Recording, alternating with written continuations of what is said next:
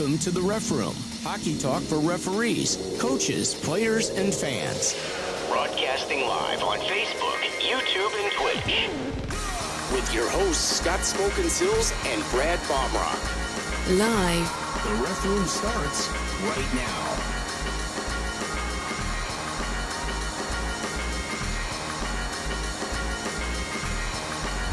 And now your host. Oh, yes, we are back. It's the Ref Room, everybody. Welcome back to the channel. I am Scott Smokin Silz, joined by Brad Baumruck. We had a couple weeks off there from the holidays and seminars and meetings and all kinds of good stuff. But hockey season has returned, which I am very excited about, and I'm sure you are too. Oh, let me tell you, it's returned, it's come back, it's hard, it's heavy, and people are out there skating left and right already. I know that there's been some people being shuffled around already because I got moved on Saturday, actually.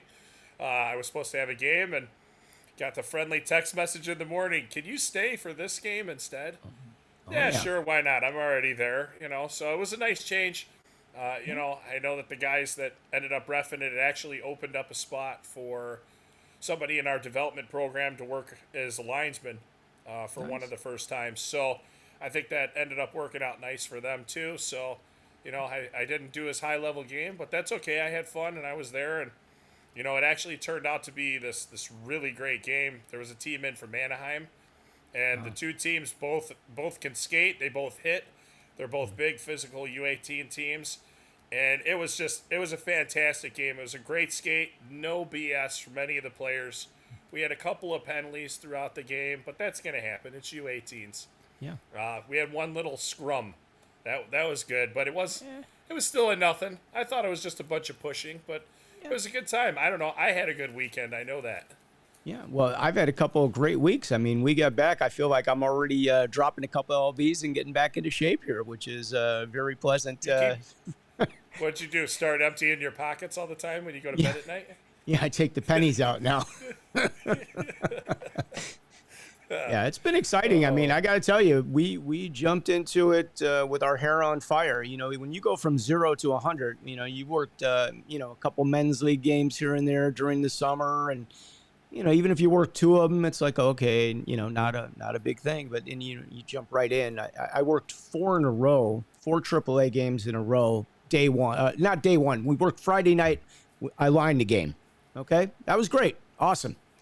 But then I skated four games, 2-man on Saturday. That was my jump into the fire. And even my 26-year-old professional partner was screaming about his feet by the 4th game. Okay, so I don't feel bad. But yeah, it's like we you know what? Oh yeah. Once during CCM, I took brand new skates out of the box and skated my 16 games in 3 days. You're crazy. We've got you certified, so. I'm going to tell you this. Your feet hurt anyways that weekend, so I figured let's just get this over with. I did it. It was horrible, but you know what? My skates were broken in after those games. It was great. I was like, wow, this is done, because when you're skating in them 6 AAA games during the day, they never really dry out, so they really get a good workout, the first time that you're using them. But well, honestly, if you bake your skates now, I think after you've done a game or 2 in them, they're pretty good. And you can go back and bake them more than once. You can bake them twice. You can bake them 3 times. Bake them as often as you like. Bake them like cookies. I mean, it doesn't matter. I think you're only supposed to bake them twice. Yeah. Because I think if you break them twice, the glue doesn't work. But that does help tremendously. And I don't know about you, if you actually go in and have them do it. Oh, I do. Or if you do it the way I do it the way with my oven. I turn the oven up, I crank it up to, I think, 375. I have the tutorial video someplace. And what you do is you actually only supposed to go to like 170, if I'm not mistaken. I could be wrong, but you're baking cookies. You're making pizza. You turn the oven off, and then you put it in there, and then it bakes. I don't know. I don't remember what it was, but I'm just saying that's how I do it, and I love it because then I'm done with it. And I can do it right in the house. And my wife is like, why are you, first time she saw it, she's like, why are you putting your skates in the oven? Yeah. I'm like, because a bucket of hot water doesn't do it anymore. Yeah. Very sanitary. I'm like, good place to cook. good place to cook your baked goods after that. After Brad puts They're his brand new skates in the skates. oven. I'm sure they're fine. I'm sure they're fine. I'm sure they're great. But no. What's the smell? Does it smell like popcorn in the house after you do that, or what? No, it's Smells kind of like toasted a glue toe smell, jam. To be honest with you. Smells There's like nothing baked in 'em when they baked first brie. go in there. Yeah. Oh my god, it's not like there's anything on them when it first goes in there. So, but Yeah, okay. I like doing it. I miss the old hot bucket of hot water. I Remember never that? You'd did stick it in that. there. I don't ever recall doing that in my career. So that one's a I new used one. To do it. Yeah, put them on, and your feet would be like scalding hot, like on your feet. It was horrible. Well, it's like that after you put them on if they've been baked. I mean, even with your socks on, they're warm. It's toasty for a little while. Try putting them on with no socks on. Yeah. Well, those days are what I do. over. Okay, that's when I was a youngster. I would do that. What do you think about getting the custom skates? I know there's a lot of people out there that have them. You know what? Here's my take on that, and I'll tell you the story of the skates that I have now. I have a pair of CCM. I think they're AS3s or something like that. Pro skates. I had bought a cheaper pair. The last few years I wasn't buying the top of the line. I'd been skating in the Easton Mako 2s, and I had like 3 pair of those. Fast forward, I went and saw Chelios at Darien, and Chelios was like, trust me, on these skates, take this pair of CCMs. I forget, they were just a number model. They were like $200 with tax. They weren't expensive. He goes, I get all the AAA kids in here that come in with the $1,000 pro skates. He goes, and they can't break them in. They destroy their feet. Get these. You'll love them. He baked them. I took them home. I wore them. Those were great skates for about a season and a half. Okay, fast forward, we're like pandemic and shipping supply problems, can't get skates. So the guy's able to get me a pair of the A3s or whatever it is. I get those. Okay, they're nice. They were like in the $400 range. All right, I can live with that. All good. Then I start having a lot of problems with the back of my left foot. I get the Bauer Oh, I remember. quarter. I remember got the you Bauer having bump, that baby, problem. like this. All right. I Yeah, mean, I it's got to it. the point where I'm going to the foot doctor now every couple weeks. It's that bad. And I go back to him. He goes, well, we can rebake them. Let me bake them again. Put them on. Went out. Did 3 games. Great. Felt awesome. Then I go to put them on again the next time, and they're horrible. It's back time in pain. Not only that, my boot had basically collapsed. The blade had come in on it. The whole took had turned in. So I'm skating Yeah, I remember like, you showing me like that. this. All right. So I took it back. There was no coating on the skate. Turns out it was a defective pair of skates. I had no coating. CCM was very nice. They sent me new skates to the pro shop. The guy took care of them. They even said, keep the old skates. The blades are still perfect on them, and the tongues are replaceable. You can take them in and out. So keep those. You'll have those for the new pair. And they sent me the top of the line skates. They sent me the black blades, the whole 9 yards. So they were great about it. Kudos to them. Am I having any foot problems? Now I got like a bone spur on the bottom of the ball of my foot. I've had some pain with that. I don't think I've these. replaced I the don't think pads. this is your skates. I'm getting bunions on both the toes. I think these new pro. So where I'm going with this is the custom skates. I think Yeah. if you can afford it, I would absolutely do a custom skate. You're going to get something that actually fits your foot.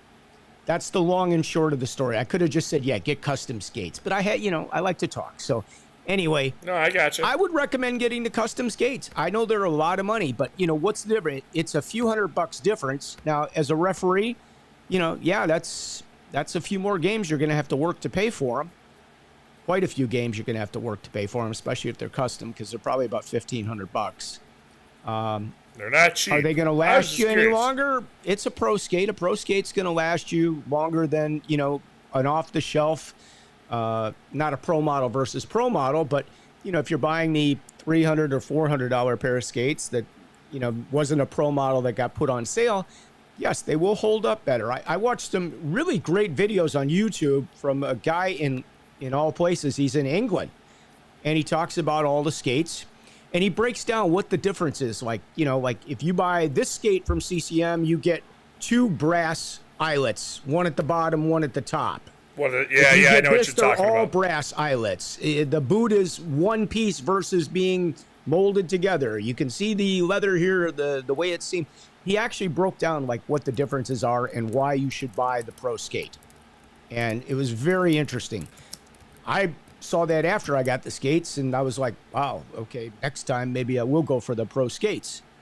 But they are hard to break in. They're hard on the feet. I know a lot of our referees. I don't want to mention anybody. I won't call anybody out by name, but I mean, if you see their feet in the dressing room from the skates, everybody's feet are pretty much beat up nowadays with these, I don't know if they're Kevlar or whatever the material that they put in that makes them so, durable and strong, but it's hard on the feet. My feet look great. What are you talking about? Well, Brad, you probably still have the skates from when you got that athletic supporter that you've been wearing since you were in 8th grade. No. I have all new stuff. You know that. It's brand new Under Armour. What new stuff do you have, okay? Like, as my referee in chief, we should give new... you a set of equipment so that you can look fantastic out there, because I know you still got your jock strap from when you were in 8th grade, okay? No, I don't. I have not had that. No, that's been gone for a long time. If you guys are watching out there, COVID. you know Brad Baumruck, you can just put in the comments that Ricky's got his 8th grade stuff still. So, I know you, Brad. I use old shin pads, but no, that's I got rid of all that stuff, and then because remember I was telling you about it, and I was like, boy, I wish I would have got new stuff a long time ago. Yeah, like I couldn't believe it. It's like night and day. I had the old Bauer Under Armour, like from 15 years ago. Oh yeah, and I put on brand new stuff. The tech stuff is great. I mean, it just feels much better, and it lasts. You can wash that stuff day in and day out. It holds up. It's really good stuff.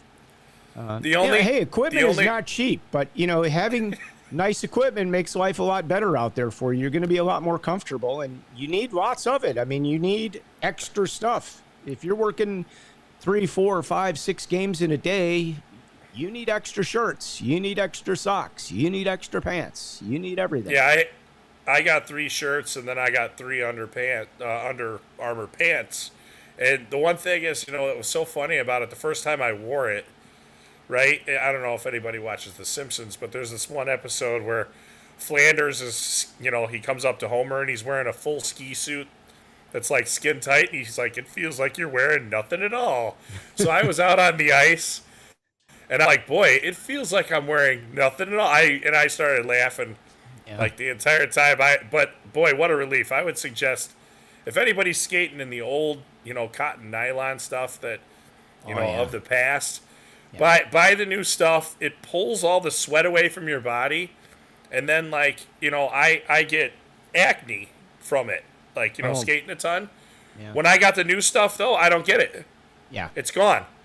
So I'm like, wow, this is, like, amazing. His legs were so broken out. And I was like, dude, you got to stop. Like, you need to get a pair of, like, this type of long underwear for your hockey stuff. He bought a pair. Legs cleared up like instantly. He couldn't believe it. Oh, that's good. And now Eric joins us. What's up, Eric? How you doing, buddy? Are you still out west there? But he says that's why you get Bowers. All right, well, I don't know if you're referring to the skates, the Bowers. Bowers give you the Bauer bumps. I mean, I like Bauer skates, but they don't fit my feet because I have a wide foot. So I would have to get custom. And if I got custom, I could go into a Bauer, I suppose, instead of a CCM. I go CCM because I got a wide foot. The Eastons I had were way too narrow, bottom line, and they hurt my feet. I paid the price for it. So I think you have to, as the guy explained in this video, and honestly, I should get a link for you guys because it was a great video. He explained like each manufacturer has like 3 different lines of skates, and you can't go in there and say, well, I'm going to buy a Supreme versus a Vapor. I want the Supreme. It's not based on whether you want the Supreme. It's based on what your foot will accommodate. Fits your foot. One is designed for a foot that's wider than the other, or narrower at the heel, or wider at the toe. They've got 3 lines specifically for this. So if you're in the market for new skates, I highly suggest you go watch a couple of these videos. The guy did a great job on them. I learned a lot. I just realized an innocent question about asking you about custom skates that had nothing to do with any kind of planning just took up 12 minutes. So, all right. This is what our nighttime conversations are, Brad. I mean, that's how we roll. All right. Well, let's get to what we got. Yeah. Alan's checking in. What's up, Alan? How you doing now? I know Skoki's not quite open yet. He's anxious to get back to work, but he's got a question. He says, Alan, my question is, 2 major penalty, 5 minor penalties, still a game misconduct? And then how's Frankie doing? Frankie's my dog. Frankie is right here. She's doing great. If you see me petting something all day long, it's her. What did he say? His question is, so it's now 4 minor penalties in a game, Alan. And I think that's anytime you get a major, you're gone automatically. There's no more standalone majors. So you get a 5-minute major, bye-bye, see you in 2 days, okay? You're not coming back tomorrow either. And then 4 penalties in a game, bye-bye. If it's men's league, it's 5. Is it still 5 for men's league, or is it 4 for men's league? I think the rule is different. It's 5 for men's league, and you're not suspended for the next game. You're just gone from that particular game. So I don't know why they let men's league get an extra penalty in there without sending them. Referees are smart enough to just GFO them at that point and get them out of there. They're going to be a problem that night. They're just having a bad day. Get rid of them. Send them packing. All right. Next question here. Eric, still out west. I'll be back next week. Had quite a weekend. 400 plus mile, 1 junior, 1 ACHA, 2 Bantams, and 1 incident report. Well, if you did all those games, you only have 1 incident report. It's not a bad week. Okay, so that's good. All right. Actually, hey, you know what? Scott, actually, he's batting 50% there with the incident reports. Yeah. Because ACHA and juniors don't have incident reports. Yeah. The only 2 games that he worked were the Bantams. That's a good point. We're going to cover some of those ACH rules today if we get to it. Just the new differences. Yeah, let's go. That was the topic. Pat says, hey, Scott, just to let you know, I still have Super Tax, 4 years old. No problems. Fits like a glove. Bake twice myself at home. There you go. Where was it at? Just like cookies, baby. If you bake them twice, they probably smell a little more ripe on the second baking, because I'm sure you've worn them a few times at that point, right? Yeah, more than likely. I don't know. I've never had to bake mine more than once, but I do know some people that I have had where they baked it and it didn't quite get on their foot right, and it was causing severe irritation. So I get why some people have to bake them twice. Yeah, absolutely. So a couple things, we do want to cover ACHA, but I want to go back a couple things. All right. First of all, I don't know if you guys have started working some games. I'm sure most of you have. You'll see that there's a few more shillings in your paycheck, which is nice. So thank you all for that. It's certainly a start. So that's good. That's one thing we definitely had to point out. Wait a minute. Did you just say something good? Are you okay? Yeah, a few more shillings. Is this the last show? It's a good starting point. It's a good starting point. Hang on, is this the last show and you haven't told me yet? Is that what's going on? You're trying to make yourself look good on the last one? All right. Now I can get into a few of my grievances I'd like to talk about. Here we go. Yeah. Okay. I want to talk about the game reporting system. And I bring this up because, around the country, everybody's been using the USA Hockey system for quite some time. But in Illinois, we switched last year to the USA Hockey system. Our district did. Our district, our whole yes. district. Yeah. So one of the things I would really like to point out that I feel is very time-consuming for us and very frustrating is getting team names and organizations and leagues that they play in and all this good stuff. If you have teams coming in from out of state for a tournament or a showcase, I wish, we've gone to these electronic score sheets for the most part. A lot of the leagues have, and if they haven't, I think it's a great idea. But they need some more information in there. I don't think the referees should have to be tasked with trying to find out what association you play in, what your league name is, what your team name is, what your all this information that, you're coming in from California. I don't know California. Okay. I do, but I don't know California. I don't know if you're in Northern California, if it's Central District. I don't know if they got 3 districts in California, 2 districts in California. You're in the North, you're in the South. Oh man. I don't know what. Hey, would you please provide the information for the teams or put it on the score sheet. Like, why are you tasking us with getting this information? Okay. Hey, Scott. You have teams in Illinois. We have CYA that play as Windy City Storm, and if you don't know that they're the Windy City Storm, that they're actually CYA, you're not going to find them in the system. You know. All right. So if you did the game, they've got a Windy City Storm jersey on. That's no indication that they're CYA. So there is a way to do it, and the way to do it is by searching the player's name. So when you search the player's name, you know, you might get a couple options of it, right? So the first thing you do is, you know, you can get to your state. Now with AAA players, the only bad part is they can be anywhere in the country. Right. So it becomes kind of a guessing game. So the interesting part about it is what you can do is, let's say we're just going to pick something, you know, like my name, B. Baumruck, right? So when you would look for me, it would come up in that profile, the last name, then my initial, right? My first initial, because they don't display our entire names. Then it shows the state that you're in. So I'd find all the Illinois that are in B. Baumruck. Hopefully I live in Illinois, you know, because we run into it with St. Louis teams. Some of their kids play, they live in Illinois, over the border. You go Southeast team, they could be in any of the states. Because because it's all so close. Right. So anyway, so you would look for that. Then you would go to the far right-hand side, and you would evaluate what level you're reffing and what berth year that person could possibly be. Yeah. And when you get close, then you pick the name, right? Okay. And then you select it. It goes back. It tells you what team they were involved in.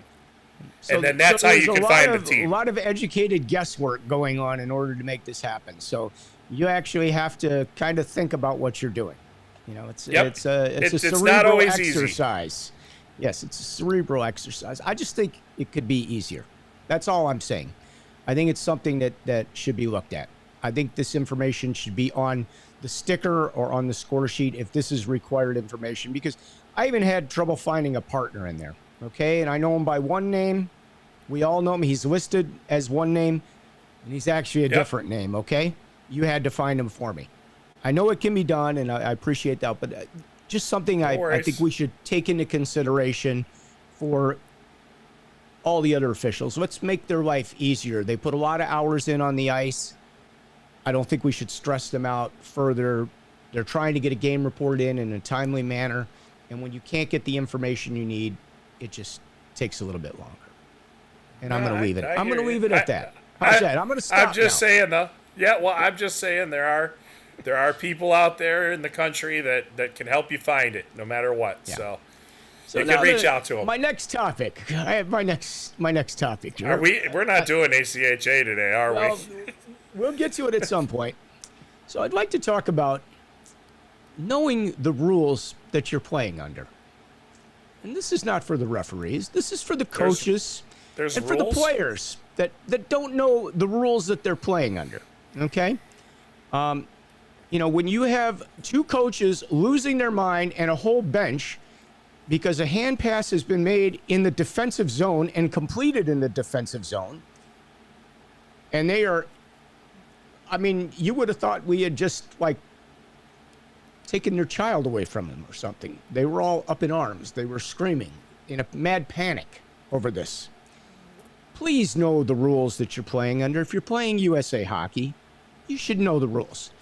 Do you think the golfers that go out on tour don't know the rules of the game that they're playing so that they can use them to their advantage and take a drop where they're allowed to take a drop and gain a club length where they can?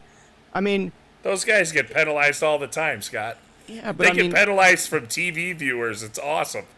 It's hilarious. Honestly, you have a coach, you call a blow-up hit, and he's like, "You can't. That's not a rule. That's not a rule." Well, what do you mean that's? He goes, "That was during COVID. That was a COVID rule. You can't call that." That was a COVID rule? I've never heard that one. That's a good one. I didn't see the COVID book. Did we have a manual that they put out for COVID? Because I didn't see the COVID manual for like do's and don'ts. I'm sorry. This is a AAA coach. AAA that coach. Tickles me. Yeah. I mean, I thought What that other was entertaining. hang on, what other rules were in there? I've been wanting to get this one off my chest for a couple weeks now. I'm sorry. What other rules was he questioning? Well, Was- that did- you know, did it- that was Did he? Hang on. Was basically, it a white game? And they wanted to use pegs. It was a U18 game. Okay. The blow up hit, so with the roughing, Maybe it where was- the guy just comes to somebody with nobody with the puck and he just creams him. Maybe- And it's like, you can't call Maybe it that. was maybe it was a brain fart. You know, people have off days. Give him credit. Maybe he had an off day. Yeah. Anyway, it was great to see a lot of the coaches that we haven't seen in a while. You know, I had Ryan Kessler. He's got Little Caesars. And Caesars, I had Ryan last year, and he's a great guy. He's very pleasant behind the bench. You make a penalty call, like one of his kids grabbed the kid coming across the blue line, wrapped his arms around, dropped him to the ground, hand up, holding. He's like, that's textbook holding. It's holding. Just go to the box. What are you even questioning? I love that when you get a little support from one of the coaches. I think that's very cool. But last year when we had the rule change, Ryan had the same comment that when we were talking pregame as he did this year. He does not like the no tag up offsides, and he does not like that you cannot send the puck down on the penalty kill. And well, I can say this: I had two U18 games that those guys were moving the puck around in that neutral zone like I've never seen before in youth hockey, because they couldn't throw it back in there. Yeah, they know what to do. It was crazy. His point is he just doesn't like it because he doesn't feel it's preparing his players to go to juniors right away. I mean, they're going to learn it quickly, but he thinks they should be able to do it when they get to juniors because that's what they're able to do. But the point being that I was going to make here is I said... Hang on. How many of them are going to play juniors? I'm not the coach of the team. I don't know the players well I'm enough just to asking. comment on that, but he has a very good team. I'm pretty sure he's probably going to have a few kids that go play junior. His kid's playing on the team too, so I'm sure somebody's going to play juniors, okay? But junior level hockey players can pick up anything you throw at them that fast. So do the AAA players, and that's what they are. Yeah, But here was the point I was going to make. I said to Ryan, Ryan, the coaches vote on these rules. You can affect change on this. All you have to do, you are hockey royalty in the United States. All you have to do is go to a USA Hockey and voice your opinion on this, and I'm sure you will be listened to. And you can make a change. And he said he's actually trying to get more involved in that he wants to do that this year. He's already trying to participate in that because he does want to see some changes. And again, coaches vote on the rules, the associations, the powers that be. So our game is governed by them. They can make change. And I'm not sure everybody always knows that they can make change. But anybody can send in a suggestion or a rule change, whether that be, an error on icing that you think it should go to the neutral zone instead of the, last play faceoff. It's up to you. Let's not go to that again.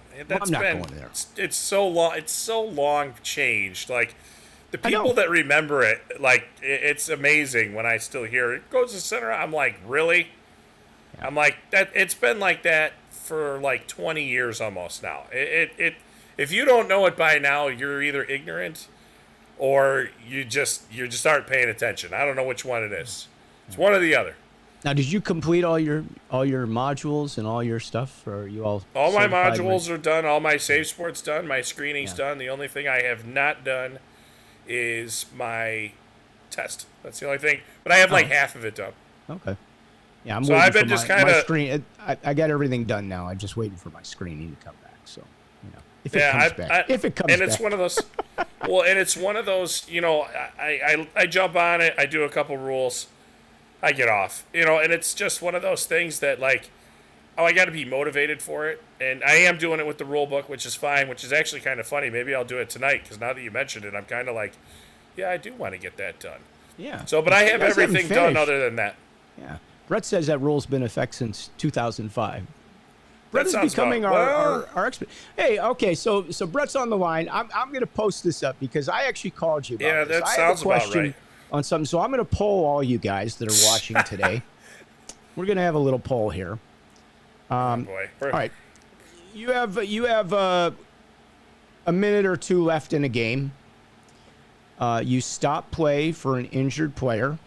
Player is shaken up, and you make the stoppage of the play, and of course the player has to leave the ice.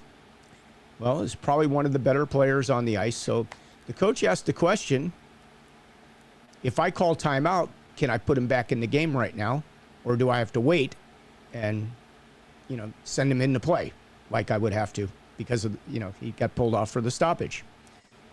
What say you?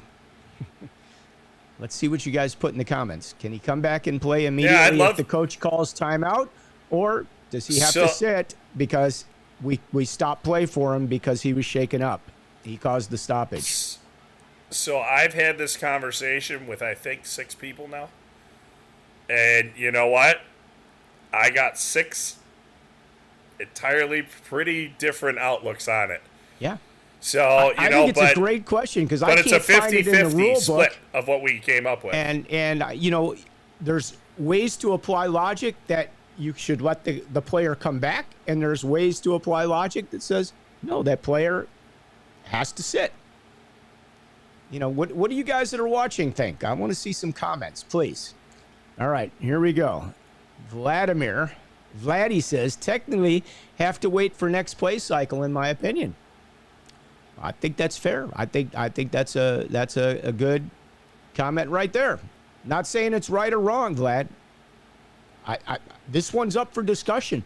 Couldn't find it in the book. Maybe somebody else has found it under something else in a case book or something that I don't know where to find it. But Scott, I called someone that I have known for 20 years, and he is always the guy that if I felt like a rule was like getting away from me or something, you could call him up and he could sit down with you and tell you why the rule is there, how it's supposed to be interpreted, how it's supposed to be applied, and then what the actual outcomes are of each situation, right? He can sit there and do this with you. And you know what? Even by the end of it, though, when we have some trickier ones, by the end of it, me and him can come up to a pretty good, solid, yeah, that's right. And me and him were like, I'm not sure. And it's an interesting conversation. So it's actually one that I'm going to keep having with some people because right. I figured Brett would chime in quickly. I don't know what took you so long, Brett, unless you had to really think about this and type it out. But he says, if they call the timeout, I think they should be eligible. I don't believe the rule book states, is a timeout a legit play? That is my question. All right, so Brett, all right, Scott, that's what I told you. That's what me and my confidant came up with. Yeah. Is the timeout is it a play? So, because you have different plays and penalties throughout the game, the player being removed from the ice is due to the injury. It's a penalty that they caused that stoppage, okay, for whatever the reason that they're faking or whatever. It's basically to prevent them from trying to fake it in order to get a stoppage. Just like offsides. Offsides is technically a penalty in the rules. It's not a time on the clock penalty. It's a violation of the rules. So they stop play and they make you start over again with a face-off. So if you think about it that way, does the timeout, is that considered a play in the succession? So we dug into this even deeper. We said, absolutely, we think it's a play because it's recorded on the score sheet. Okay, I'm with you 100%. Can you use that? Can it be a stoppage to where you can warm up your goaltender? Yeah, that's, in my mind, that's a play. So I'm with Brett, and that's what we came up with, and we're going to keep having this conversation with some people until, like I had a couple calls out there. Nobody's just gotten back to me yet. I think you asked me this Sunday morning. So Sunday night's normally pretty busy. Monday morning is like a nightmare for everybody. Yeah. Because everybody's writing up reports. It was a really astute question from the coach. I got to give him kudos on that one. I've never had anybody ask. Question, Coach, and I sat there and I had to smile and think I actually knew what I was saying when I made my ruling on that one. And I'm not telling you what my ruling was, but I'm going to tell you, I was impressed. I was like, man, that's a really good question, and you got me thinking now. And now I got to figure, like, I had to go through some scenarios in my mind before I decided what I was going to do in that situation and why. Because I don't want to give him the wrong information. This is a tie 1-1 game, and I need to come up with the right answer. He challenged me, and he did it well. I'm kudos to him. And I'm like, you know what? I'm going to go back to the book and double check this. And I'm like, I can't technically find the answer.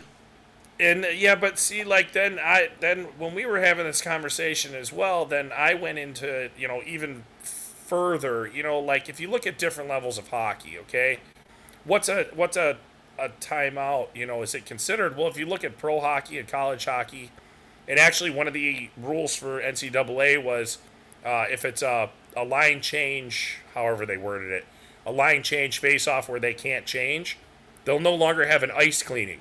Because I saw games even in like pro level, I'm like, why are they shoveling snow off the ice right now? They just had an icing. Or there's a penalty. Like, they're normally not allowed. I'm like, what? You know what I'm saying? Like, so I'm like, why would they have that in there? On the icing, I mean. I'm like, but we said, but if they took a timeout, they'd be able to change players in higher levels of hockey. Well, then I went back to how the rule book used to be written, to whereas if I took like, let's say you and me were together, like, playing each other, okay? And this was in the time where you didn't have to immediately state that you wanted your timeout. So both teams could throw their lines out on the ice, right? And when they'd get out there, the one coach would go, dang, I don't want my guys playing that line. So they'd take a timeout, right? Well, now the referees have to pay attention to the other team's players, because at that point, now this is no longer a rule, so I'm just saying to go back to where the thinking might be, is at that point now you are not allowed to change, but the other team that took the timeout is. So it's technically still a stoppage in the game, and the rationale is that I would have let him play. I really would have. It's chess. I mean, it's not checkers now. It's chess at this point. Let's see. Joe's chiming in. So we've got a couple comments. One says, until play has resumed. Yeah. And I'm not saying right or wrong. I'm not disagreeing with anybody on this. Let's see what Joe says. Error on icing at every level of the play except USA Hockey, and ensuing faceoff goes to the city. Yeah, right, Joe. The question, Joe, do you know the answer on this one? Because you're good with the rule book. So what is I didn't get a chance to call Joe yet. He's somebody on my list. On this one, Joe.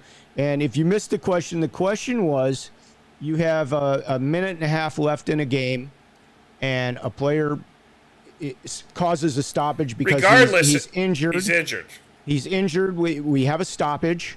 We're taking that player off the ice, and the coach asks the question, if I take my timeout, can I put him back in right away? Like now. Rather than waiting until play starts up. Hey, when you called me about it, my reaction on the phone was, and I'm sitting there running through all these scenarios, and Scott goes, crickets. Because normally I have an answer for you right away, and I'm like, that is a solid question. Yeah, thank you. I'm glad you had that ready to go. All right, well, let's get into this ACHA stuff real quick, and all right. Maybe we'll have. If anybody pops up a response to that, thanks for participating. Yeah, we'll go back to it because I think that was an interesting little debate there. I got more good stuff. That's going to come next week, but let's get into. Wait. We got a response, and the answer is: so anyone who watches any game on television will see icing errors. Again, that wasn't the question, but thank you, Joe. Icing errors, center ice. That's why they call the face-off to be at center ice. Yep. All right. Yeah, it's not a favorite rule for a lot of officials. We all feel it should change, but it doesn't. I don't care wherever it's supposed to be. Just tell me where it's supposed to be. Down. Let's go. Yeah, wherever it's supposed to be, I'll drop the puck. I'm fine with that. If you guys want to have it out in the parking lot, the best thing I'll drop it out there. Hockey is a moving puck. Okay, that's where we're going with this. All right. Anyway, so let's get into the ACHA stuff as we promised you. Yeah. So the big thing with the ACHA and NCAA this year is they changed how their interpretation from hitting from behind and head contact is. You can now call. And you guys, we'll see you next week. You can now call a standalone major in those options. So that's the big thing. A lot of the other stuff was video replay. They reworded the high sticking rule to make sure that you no longer can gain any territorial advantage with a puck that's high sticked out of play. Okay, so just so you guys know that there were some times that would happen. It really doesn't affect you that much because it doesn't happen. Where that situation is plausible, it does happen, but it's so unique and so rare, it's not a big thing. The one thing with the ACHA, they wanted you to remember that they blow the whistle for a goal. That's the biggest thing.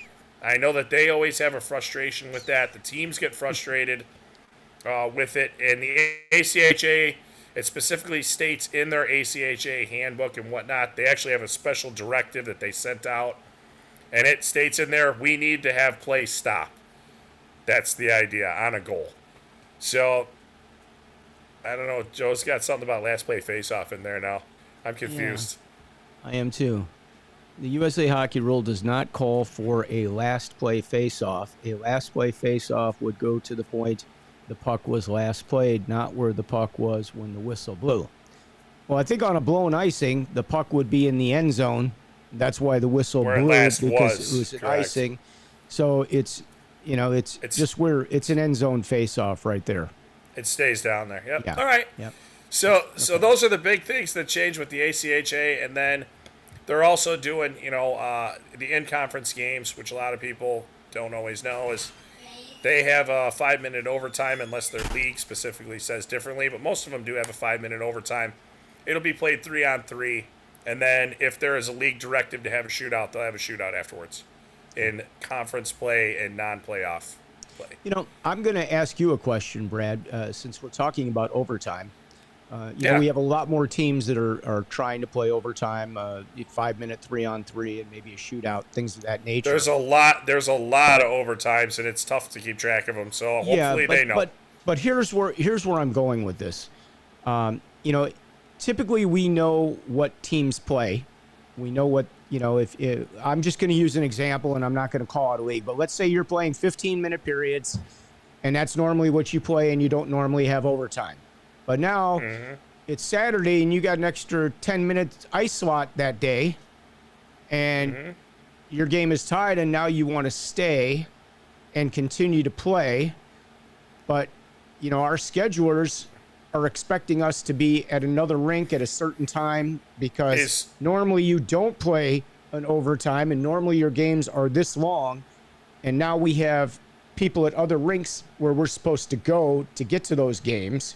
I know we are supposed to finish our assignment, but at what point, if it's a Monday night and it's 10 o'clock, who cares? You're not going anywhere. It's not a big deal. But on a Saturday, we are all moving from point A to point B like crazy. How do you want us to handle these situations? So actually that was brought up to me. It actually just happened. And we can't tell them what they want to do with their ice. Sorry, we can't. It's their ice. We can't tell them what they're going to do with it. The one thing is if their league expects them to play certain set amount of periods and with an overtime or no overtime or whatever that is, if you know the rules, I would just always say to the coach, hey, that's fine. Just so you know, I'm going to send in how long we did in periods. And then also when I send this in to the assigner that assigned it, it's going to end up with the league. So if you guys are violating a league rule, that's on you guys. And I've had most coaches, I've never had a coach say, oh, well, we're going to do what we want. They're like, no, you're right. The league does have this. I get it. So we'll play that. Yeah. But, when it comes to practice games, you kind of get, you're stuck there. Well, yeah, if but you do have, I can tell you, we had situation where it was league games and they were going to do this still, even though the league game finished and they want to continue.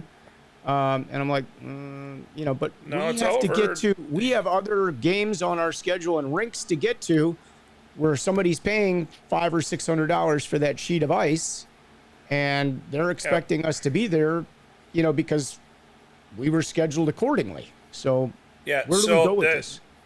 The thing is if it's a league game, you need to advise them that, hey, this is what your league states. We're going to let them know. So number one, I've never had anybody that wanted to do anything different at that point. Number two is, the assigners of any level of hockey and anywhere, they don't always know what they're going to do. And what's even crazier about it is, let's say the club is sending in their requests, not the team per se. They might not even know what they're planning on doing. So it's up to us to relay that back. Now, if you do have hey, I got another assignment, you could say to them, hey, I get it that you guys got the extra ice and all. I have this other assignment. Would you guys want me running late to your assignment if it was reversed? Or do you think you guys could play the allotted time so that I can get out of here so that I can get over to the next game? Yeah, I think, and we had a situation where the coaches understand. They get it, okay? I mean, they're trying to, if they can, they want to play. I understand. But I just think everybody kind of needs to be aware that, with the shortage of officials, we are moving from, 3-4 rinks in a day now, at least right now, because the schedules aren't quite lining up as nicely as they could as we get busier in the season. But we are moving. It's like this, constantly moving. Yeah, in movement. No, I hear you. All right, a couple other things. Let's just get through these questions. We'll kind of wrap things up. It's nice to be back. We got a lot to talk about. Yeah, we're probably and not too bad there wasn't a lot of ACHA stuff after going through it. I'll look through it again. I got it this morning. I didn't want to play it down, but I did have a super busy day at work. Just so you know. I like the idea of a 5-minute standalone major. I hope that comes back to our hockey at some point in 2 more years after this year. So 3 years. Did you hear about the headbutting last weekend in the Pee Wee game? I didn't. We don't discuss things that are ongoing. Any chance you got clarification on the CSDHL ice cut at U15 plus? Well, I can tell you that the ice cut is the teams know. You're setting like a midget game. They're playing 16-minute periods. For that second period, you're setting an 8-minute period, and the buzzer will go off at the 8-minute mark, and you'll do the ice. And when you return, the teams return to the same side they were defending at second period, and the face-off is at center ice. So it's just like you've added another period in there without adding another period in there. So it just stops in the middle versus AAA doing it at the first whistle in the halfway point, and the face-off is where it left off. And I can already see I had a team that got burned on that. They were on a scoring opportunity, and the buzzer went off. Buzzer went off. Yep. You made an arbitrary stoppage. That's right. Whatever. There you are. That's what they're playing. That's what they're doing. That's what you're playing. That's what it is. My question is, if there's an ice cut after the Zamboni is finished, how much does each team get back on the ice before a delay of game penalty is called? So I'm guessing what he's saying is they're staying in the lockers and they don't want to come out, or normally both teams are happy to get back on the ice. I don't know why they wouldn't, but I would certainly be on the horn and the buzzer to get them back out there. And go knock on the door if you have to. Yeah. I mean, there's no countdown clocks for them. There's no countdown clock for you. It's not specifically stated. It's an ice cleaning. I think you should be able to navigate through that. And if you can't navigate through that and they're really refusing to start coming out there, okay, let's give them ample opportunities before we do what I'm about to say. Yeah, before we start writing match penalties. Before you start refusal to start play, before you even start threatening that, make sure that you have given a ton of options to get them back out on the ice. Talk to the parents that are there. Talk to the coach. Get the Zamboni driver to go over there. I don't care what you do. Try to get them back out on the ice. Even when you have that happen with a refusal to start play, try to get them to come back. Try to get them to work with you. Yep. You don't want to cancel that game halfway through. It's not a pleasant situation for anyone. Yeah, there's paperwork involved and phone calls. A lot of it. All kinds of stuff. A lot of it. You don't want to go there. Don't do it. Don't do it.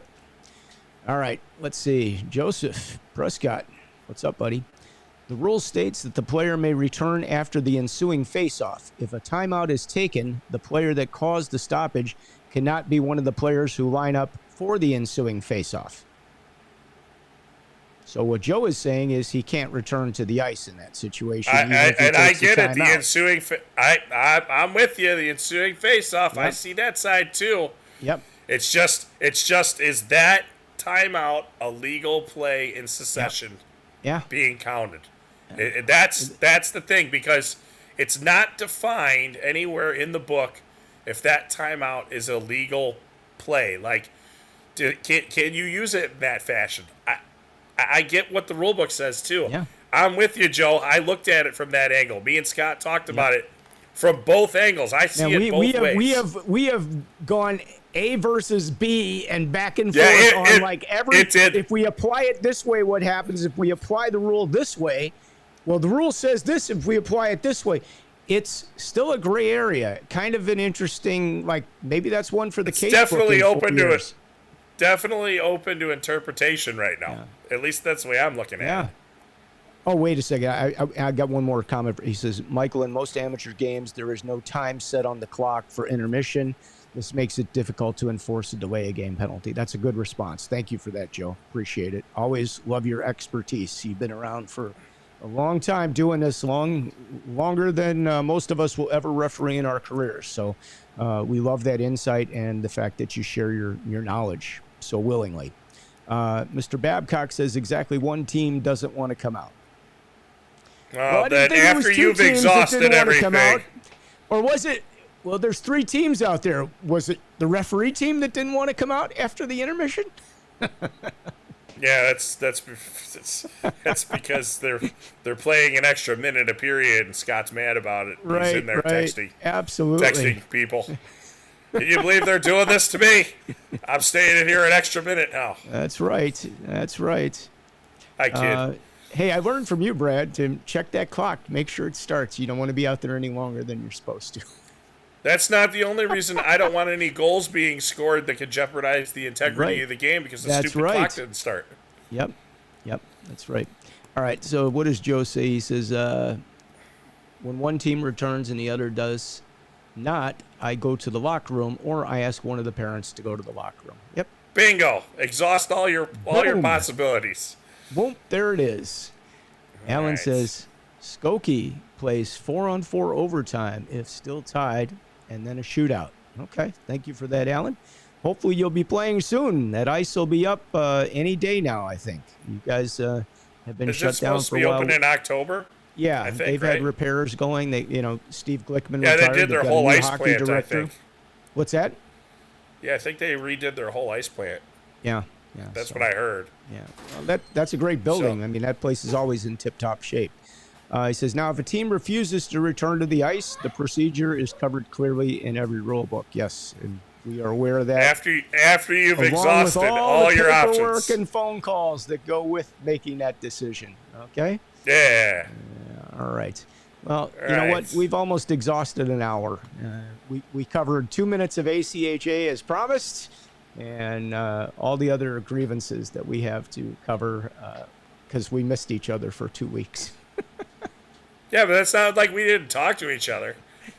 No, but we talk all the time. We did save. We were going to talk about the ACHA whistle thing. So let's do that, because we didn't do that ourselves.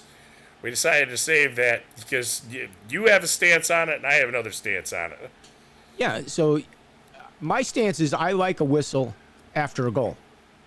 Blow the whistle and point. I like that. Otherwise, you could be in a situation where what somebody might think is a frozen puck that's in the back of the net that went through the goalie's legs, and you should have blown the whistle. Or why didn't you blow the whistle? The goalie's got in his legs, and now all of a sudden, 2 seconds later, it's in the back of the net somehow, some way. So I like the whistles blown, and if it's a goal, it's a point rather than just a point. I also think it helps the scorekeeper, who may not be a professional scorekeeper, and they may not see, but they hear the whistle. Then they know, I should stop the clock. That's a goal. They kind of know what's going on. That's just my opinion. I know you share a total opposite opinion of that. So The players that at that age or whatever, the people that are doing the scorekeeping normally, they're not normally volunteers. So that's number one. Number two is they know what they're looking for. Okay, that's number two. Number three is you can still blow the whistle anyways if they don't stop playing. I think that whistle is unneeded. I like the point. It's a goal. You know why? What's funny about it? And I've seen guys where they've stuck their arm out there and they realized it wasn't in the net and they put that arm down and that game kept going. Because the players never went in the net, but the stupid referee, he wasn't stupid. He just had a brain fart, standing there with his arm out because the butt end of the stick went in the net. And then he's like, oh man, it's not in the net. But the players never even stopped because it wasn't a goal. But if now he was calling that because he thought it went in, he's just stopped play arbitrarily on accident. Now, I get where you want the whistle and all that. Hey, it's I think 6-1, half a dozen to the other. I like it where there's no whistle. I like that you point, they goal. I mean, I know, at certain levels, like when you start doing games, the people are hitting the goal horn as your arm is like halfway up in the air. It's not even up yet, and they're already hitting it. That's how good these people are that are sitting there watching that game. Well, so, unless you're Patrick Kane and nobody sees it go in, except for one idiot. Keep it simple, stupid, okay? If we do it in one league, why can't we do it in all the leagues? I mean, I like parity. So everybody's got to be special. It's less confusing. The more we confuse things, the more we have changed from one league to the next, the more cerebral our game begins to be when we're out there trying to do what we do. So. Yeah, well. We could go on. We could debate this, but we'll debate it another day. I got a couple more comments here. It's a new bill passed in Illinois Senate that's coming into effect starting the new year. This is just crazy. If I was a team from another state, I wouldn't want to come to Illinois with this kind of law. I don't know what he's talking about. Do you know about this? They're sure. I can fill you in on the news now too. Yeah, tonight it's 6:30. Yep, tune in. World News Tonight with Brad Baumruck. So, yeah, and you can hear the people that are just blowing up the Alexa right now in my house because they can't figure out that we're doing this today. I guess apparently. So yeah, what's going to happen is certain things like arson, robbery. I think kidnapping was in there, second-degree murder, a couple others. You're going to be released without bond. Oh, well, I know about that. They're still going to arrest you. Well, that's what it's about. So does that's this mean what he's putting in there. More assault and battery charge in the men's league game? If you caused the disturbance and you have the bench clearing brawl, they'll arrest you, but you won't need bail. You'll be able to go back to Canada. You'll go in for your arraignment, but it will be set with no bail. You'll be able to leave. That's all this is. Like, hey, whatever. I'm not the one making these rules. So I'm not going to sit here and debate it. I don't know why that came up in a ref room conversation, but well, because he put in there further that a team from another state didn't want to come to Illinois because of it. Okay, then don't come to Illinois, but I think California already does that. So then don't go to California. I mean, I'm sure there's states that have it. I don't know. Not speaking out of turn. Well, but I think there are states that have a lot different stuff than us. That doesn't mean you can't be held without bail. That does not mean you cannot. If the judge feels you are a problem and a concern, you will still be held without cash bail. Okay? So it doesn't mean everybody walks away free. Okay? It just means some other people may have a chance without putting cash up to walk away if they feel that they're not a threat. Just saying. Yeah, see, now we had to get into a political thing. Not a politician. Political. We had to get into something that has absolutely zero things to do with hockey. Yep, exactly. So, Here's the deal. If you commit the tripping penalty, you're going to the box. We're not going to take a cash bail to let you out, okay? You got to sit the 2 minutes. Funny thing, they used to hand out monetary fines before they had a penalty bench. There you go. And you know why it's called the penalty? That would curtail some people from doing things out there. And do you know why it's called the penalty bench? Because they only had one bench when it first started, You imagine how long it took for them to figure out that was a bad idea? Yeah, not very long to figure out that's a bad idea. At least this is the stories I've been told. I was not. I wasn't even a thought in these times. Yeah. So those are the things that I was told. Well, I'm pretty sure. Well, no, I'm trying to remember. Rainbow Arena, where I grew up, they didn't have any glass. Like the whole side of the ice was, just the boards, and the benches were up in the air. So you didn't sit down like the players do now. You sat up on almost like a skybox view while you were playing. So like all the players were fully exposed. Scott, and so was the penalty bench. The rink that's in where do they play the pond hockey tournament? Eagle River. I went there for their men's league, pro league that they have. Right when I was up there. I mean, it's fun hockey. It's entertaining. Lots of fights. These guys are just out there scrumming it. But that's how it is. It's they're up high in the benches, and I'm like, boy, I haven't seen that in forever. And somebody just told me that there's a new team up there, and they're going up there for their first game. And I'm like, dude, you're going to love it. They're like sitting. He's like, what? So I had him pull up the photos, and he's like, oh, my God. He's like, that's really out there. I go, that's just how benches used to be. Yeah. Like Joe Prescott will remember that. Don't you, Joe? You remember how the benches were set up at Rainbow? That's his stomping grounds with me back in the day. Joe said, all right. Well, let's see. Joe had one more comment. Let's see. Wow, the whistle on the goal thing. First off, point first, then blow whistle if that is called for. At higher levels, the point goal signal is noticed by the overwhelming majority. Yep. And that's let's see. Vlad says the dome, baby. Oh, Polar Dome. Polar Dome. You're referring to Polar Dome. I remember playing at Polar Dome. When it had no walls. Yeah, I don't remember. I don't go back that far on the Polar Dome. I went in the later years to play men's league there. I never played youth hockey in the Polar Dome, I don't think. Then they had that wall with the windows in it, right? So the wall was there, and there was this shelf, okay, that was like, I don't know, like 40 feet in the air, 20 feet in the air, or whatever it is. Okay, so but it wasn't consistently the same height. So like the two outside ones were like 5 feet shorter than the one in the middle that went all the way across, right? So, but it did span the whole rink. So it was just a wall, right? The boards were a wall.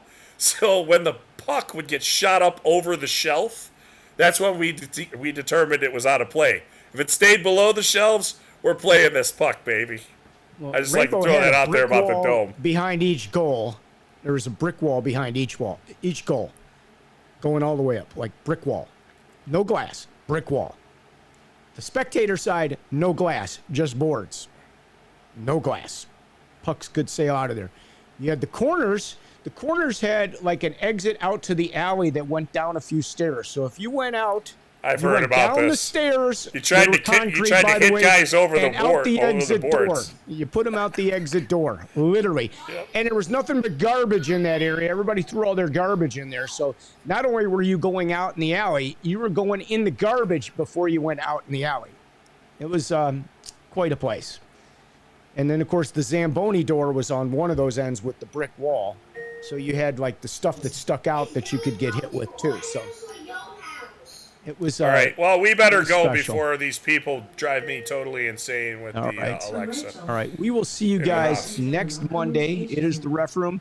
If you like, you could tell we probably need some coffee. We weren't very animated today. So if you want to buy us a coffee, go to buymeacoffee.com/refroom.